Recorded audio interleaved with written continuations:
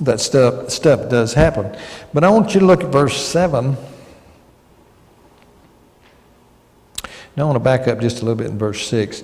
He says, fan this into flame the gift of God which is in you through the laying on of my hands. In 1 Timothy, he states that the laying on of hands was done by the elders. He doesn't include himself in 1 Timothy. And you can look that up too. I have it written down here, but I'm not going to look it up because I want to get a little further than that. But in verse 7, for God did not give us a spirit of timidity.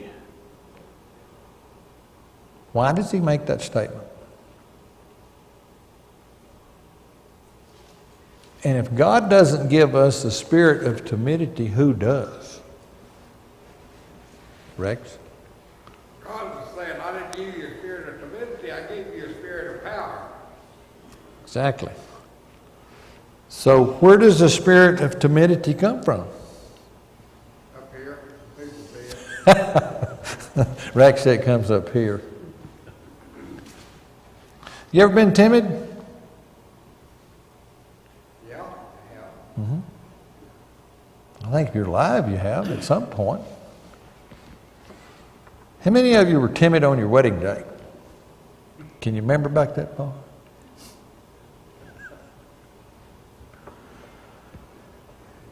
How many of you were timid the first time you ever taught a class or first time you ever led a song?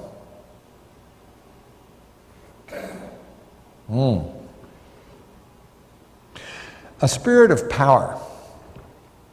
When God gives us a spirit of power and he doesn't give us a spirit of timidity, what is he talking about? A spirit of power, of love, and of self-discipline. What is God looking for in his people? I'll share a story with you. Do y'all, I don't know how many historians we have in here. Have you ever heard of the Boxer Rebellion? Anybody? Mark?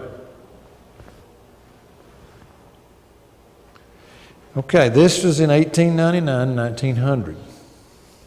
And you can look up Boxer Rebellion some other time. I'm not going to tell you about it.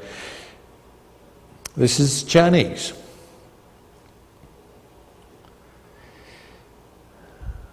The extreme nationalist Chinese fomented a campaign of terror against officials of foreign governments, Christian missionaries, and even the Chinese Christians. After they surrounded a certain mission station, they sealed all the exits except one. They placed a cross in the dirt in front of the opened gate and told the missionaries and students that anyone who walked out and trampled the cross would be spared. Now, according to the reports, the first 7 students who departed trampled the cross and they were sent on their way. The 8th student, a young girl, approached the cross, knelt down, prayed for strength, carefully walked around the cross, and was immediately shot to death. The remaining 92 students, strengthened by that girl's courageous example, also walked around the cross to their deaths. And I thought I had problems today. I hope God never tries me like that, because I don't know how I'd react.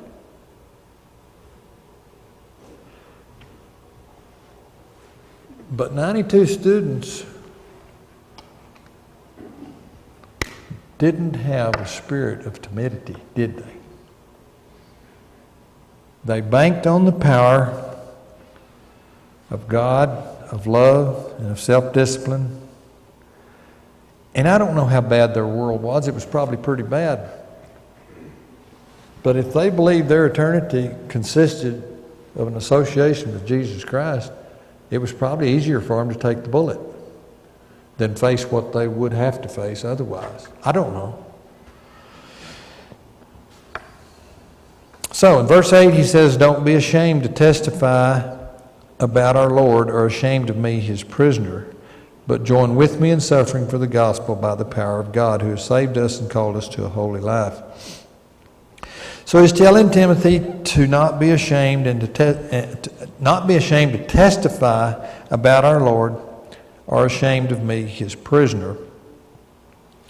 Now, before we go any further there, turn over to 1 Corinthians 16, chapter 16, 1 Corinthians 16 and verse, I believe it's verse 10.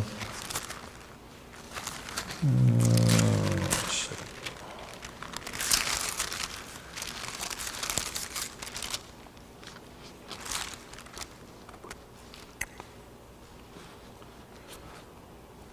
This is why I think that Paul was a little bit worried about